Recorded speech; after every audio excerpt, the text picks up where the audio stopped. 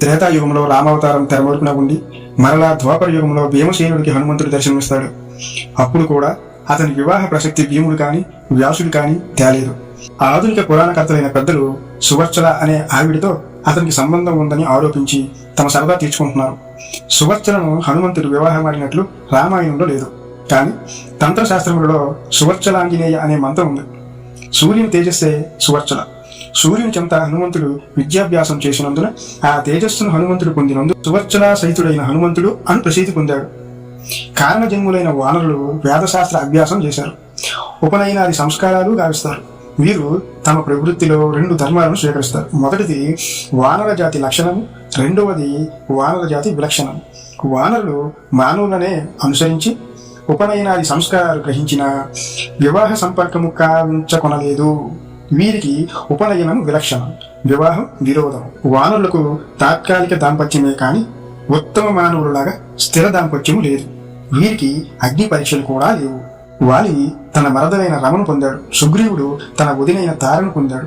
హనుమంతునికి వానర కాంతలతో వివాహమైనట్లు ఎక్కడా వర్ణింపబడాలి. ఉంజికా స్థలమును తరుశాఖలలో హనుమంతుడు తిరిగాడేవాడు. అతుల గతులతో గురులేలలతో ఒక్కొక్క చోట కనబడుతూ ఒక్కొక్క చోట కనబడకుండా వానర బ్రహ్మచారిగా సంచరిస్తూ ఎన్నో మరకట చేష్టలు చేస్తూ మునులను అక్కడి ప్రజలను బాధిస్తూ ఉండేవాడు. అంజనా కేసరుడు మునులను బాధించవద్దని ఎంత చెప్పినా ఏనుగుకు కట్టిన నూలు పోగులాగా నిష్ప్రయోజనం అయ్యేది. ప్రష్ట ఇచ్చిన వరం వలన హనుమంతుడుకు శాపం పెట్టినా అది పని చెయ్యదని తెలిసిన భార్గవకులులైన మునులు కొందరు అతని అల్లరిని భరించలేక అతన్ని శాంతింప చేయాలన్న ఆశయంతో నేను ఇంతటి వాడను అని అతడు ఎర్రకొండును గాక అని వారిలో వారే అనుకునేది. వారి భావన బలం వలన హనుమంతుడు బల అహంకారములు లేక సాత్విక గుణభూషణుడై సాధుతనముతో ఉండగా అది చూసి అంజనాకేసరులు ఎంతో ఆనందించారు. తులసీదాస్ రామాయణం ప్రకారం మునుల కమండములలోని నీటిని తాగుతూ ఆశ్రమ వృక్షాలను కూల్చుతూ కొండా కొమ్మలు ఎక్కుతూ మునులను బాధపెట్టుచున్నందున వారు ఆంజనేయుని చూసి నీ బలం నీకు జ్ఞాపకం చేసినప్పుడే నీకు గుర్తింపగలవు అని అనుకున్నారు. బలరాముడు హనుమంతుడు ఒకరితో ఒకరు కలిసి ఆడుకున్నట్లు తులసీదాస్ రామాయణంలో ఉంది. ఆంజనేయుడు బ్రహ్మచర్య నిష్ఠ పూనిన వాడై లోక సంగ్రహమును దృష్టిలో ఉంచుకొని సూర్యమండలంకు చేరి సూర్యునికి నమస్కరించి తనకు వేదములు వేదంగాలు ఉపంగాలు నేర్పించవలసిందిగా కోతాడు. ఈశ్వరాజ్ఞకు లోబడి సదా భ్రమిస్తూ ఉన్న తాను ఆంజనేయుకి బోధించట కుదరదని సూర్యుడు అంటాడు. అప్పుడు హనుమంతుడు కోపంతో సూర్యుని మార్గాన్ని అడ్డగిస్తాడు. అయితే దానికి పరిష్కార ఉపాయం నీవే తెలుపు అని సూర్యుడు అంటాడు. అంతటా హనుమంతుడు సూర్యునికి అభిముఖంగా ఉండి సూర్యుని చూస్తూ వెనకకు నడుస్తూ ఒక్క వారంలో ఇంద్ర వ్యాకరణం నేర్చుకుంటాడు. అటు తర్వాత ఒక పాదము ఉదయాద్రిపై ఇంకొక పాదము పశ్చిమాద్రిపై నిలిపి సూర్యునికి ఎదురుగా నిలబడి సాంగాపంగముగా వేదమును అభ్యసించి సర్వ విద్యా విశారదుడై తన గురువుకు సూర్యుడిని సంతోషపెడతాడు. సమీర కుమార విజయం ప్రకారం బాలుడైన హనుమంతునికి వాలి సుగ్రీవుడు మేనమామని తెలిపి వారి వద్దకు ఆంజనేయుని అంజనాదేవి పంపింది. వారిరువురు తనని ఆదరిస్తారు. కానీ వారిలో హనుమంతుడు సుగ్రీవునితోనే ఎక్కువగా గడుపుతూ ఉంటాడు. శ్రీమద్ రామాయణం ప్రకారం హనుమంతులకు వివాహమైనట్లు గాని భార్య ఉన్నట్లు గాని రామాయణంలో లేదు. విశ్వకర్మ తమ కుమార్తె యొక్క ఛాయను సూర్యునికిచ్చి వివాహం చేస్తాడు. సూర్యునితో కాపురము చేయు ఛాయ ఆ తేజస్సును సహింపలేక తను తన భర్త దగ్గర ఉండలేనని విశ్వకర్మకు తెలియజేయగా విశ్వకర్మ సూర్యుని సానబెట్టి తక్కువ తేజస్సు గలవానిగా చేస్తాడు. ఆ క్రమంలో సూర్యుని నుండి వేరైన కిరణముల నుండి ఒక కన్య పుడుతుంది. ఆమె పేరే సువర్చల. బ్రహ్మాది దేవతలు ఆమె సౌందర్యమునకు ఆశ్చర్యపోతారు. కొందరు బ్రహ్మతో ఈమెకు భర్త ఎవరో తెలపమని కోరతారు. అప్పుడు బ్రహ్మ పరమేశ్వరుని మహత్తేజము హనుమంతుడు ఆకాశమున సూర్యుడిని పండు అని పట్టుకోగలడు. ఆ హనుమంతునికి ఈమె భార్య కాగలదని తెలుపుతాడు. రామాయణంలో సువర్చల సూర్యపుత్రికగా కాక సూర్యపత్నిగా పేర్కొనబడింది. సీతన్వేషణాపరుడు హనుమంతుడు అశోక వనములో దాగి ఉండగా రావణుడు అక్కడికి వచ్చి సీతను తనకు వశమగునట్లు మోహావేశంగా మాట్లాడతాడు. అలా మాట్లాడుతూ వెళ్ళిపోతూ తన పరిచయ జనములను చూసి ఎలాగైనా హితబోధ చేసి సీత మనసు నా యందు లగ్నమయ్యేటట్లు ప్రయత్నించండి అని ఆజ్ఞాపిస్తాడు. అంతటా వారామెకు రావణుని గొప్పతనమును పరాక్రమాలను తెలిపి ఎంతగానో ప్రయత్నిస్తారు. ఆమె వారి మాటలను అంగీకరించకపోవడంతో వారు ఆమెను బెదిరిస్తారు. అప్పుడు సీతాదేవి వారిని చూసి రాక్షస స్త్రీలారా, దరిద్రుడు రాజహీనుడు మరి ఇట్టివాడైన సువర్చలకు సూర్యుని వలె నా మగడు నాకు గొప్ప. సూర్యుడు తన వేడిమితో తప్పించ చేయుచున్న సువర్చల అతనిని విడిచిపోయిందా అని అన్నారు. ఈ సంఘటనలో సువర్చల సూర్యుని భార్య అని తెలుస్తుంది. విష్ణు పురాణం కూడా సువర్చల సూర్యుని భార్య అని తెలియజేస్తుంది. స్కంద పురాణంలో సువర్చల దధీచి ముని భార్యగా పేర్కొనబడింది. ఆనంద రామాయణంలో సువర్చల ఒక అప్సరస. ఆమె బ్రహ్మశాపం వలన ఒక గ్రద్ద అయింది.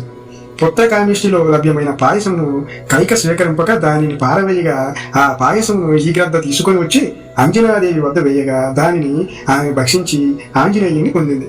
కైక చేతి పాయసాన్ని తీసుకుని వచ్చుట వలన ఆమెకు శాప విమోచనం అయ్యింది.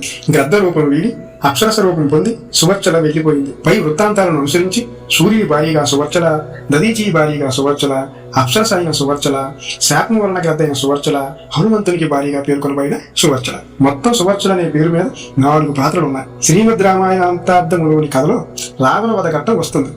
ఆ రాక్షసుని ఎన్ని విధాలు చంపినా అతను చావనందున హనుమంతుడు బ్రహ్మను ప్రార్థించి అతని ప్రాణ రహస్యం తెలవమని కోరతాడు. క్రౌంచ దీపములోని పర్వతమున గల ఒక గుహ వద్ద సువర్చల అనే రాక్షసి కాపలా ఉంటుంది. అచట పంచద్వారముల వద్ద ఉన్న కాపలా ఉన్న రాక్షసులను చంపి మాయా సౌధమున గల పంచదిశలందున్న పంచజ్యోతులను ఆర్పగలిగినప్పుడు సహస్రకందుడు మరణిస్తాడు అని బ్రహ్మ తెలియజేస్తాడు. ఆ గుహ వద్దకు హనుమంతుడు రాగా సువర్చల అతను చూసి ఆమెకు కోరిక కలిగింది. అతడి రాకకు కారణం ఆంజనేయుని ద్వారా తెలుసుకుని, ఆంజనేయ, నీవు నా కోరిక తీర్చినచో నేను నీ కోరిక తీర్చుతాను అని అంటది. ప్రపంచంలో స్త్రీ రూపం ధరించిన ప్రతి స్త్రీ నీలాంటి పురుషుల్నే కళ్యాణం చేసుకుని సుఖించాలి, కావున నన్ను నీ భార్యగా స్వీకరించి నాకు ఆనందం కలిగించు అని చెప్తుంది. అందుకు ఆంజనేయుడు, లలన, నేను అస్కలిత బ్రహ్మచారిని, పైగా స్ఖలితము లేనివాడను, మలమూత్రాలే లేనివాడను. నేను ధరించిన ఈ తట్టె నా శరీరంలో వ్యాపించి ఉన్నది. నన్ను భర్తగా స్వీకరించి నీవేమి సుఖపడుతువు, నీ కోరిక విరమించుకో అని తెలుపుతాడు. దానికి సువర్చల, స్వామి, నేను మీతో సుఖించకపోయినా నన్ను మీ భార్యగా స్వీకరించి 7 గడియలు నన్ను మీ వామభాగమున ఉండనిచ్చిన చాలు అని తెలిపింది. ఇక ఇలా కోరడానికి కారణం సువర్చల పూర్వజన్మున సూర్యసుత అనగా సూర్యుని కూతురు తన తండ్రి వద్ద విద్యాభ్యాసం చేయు హనుమంతుణ్ణి ఈమె ప్రేమించింది. ఆ విషయం హనుమంతునికి తెలపగా గురుపుత్రిక సోదరితో సమానం అని చెప్పి హనుమ ఆమెను నివారించాడు. కానీ యవ్వన స్థితిలో కామాంధురాలై ఆంజనేయుణ్ణి కౌగిలించుకుని బలత్కరింపగా ఆంజనేయుడు దూరము పోగుచున్నాడు. సూర్యుడు అది గమనించి తన కూతురిని రాక్షసి వైపోదువుగాక అని శపిస్తాడు. అంతటా ఆమె బాధతో శాప విమోచనం కోరగా, నీవు ఏ కోరికతో ఇతరుని నీ వాణిగా చేసుకోదలిచితివో ఆ కోరికతో ఆత్మస్తృప్తి పొందిన నాడు శాప విమోచనం మొదలు అని సూర్యుడు అంటాడు. అందువలన సువర్చల తనకు దాంపత్య సుఖము లేకుండా కేవలము హనుమంతుని భర్తగా గుర్తింపబడినచో చాలునని తృప్తికై ప్రయత్నిస్తుంది. శ్రీరామ కార్యార్థం వచ్చిన హనుమంతుడు రామునిపై భారం పెట్టి ఆమెను తన వామభాగమును అలంకరింపమని కోరాడు.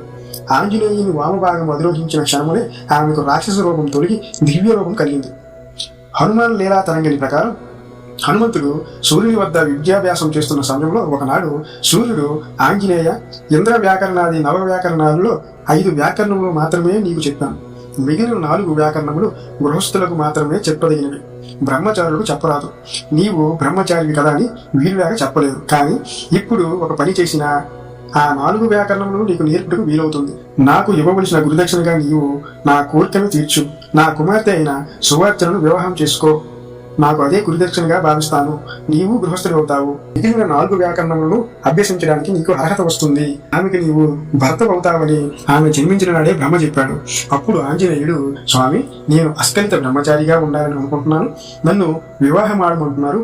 నా కర్తవ్యం ఏమిటో మీరే తెలపండి అని బదులిస్తాడు.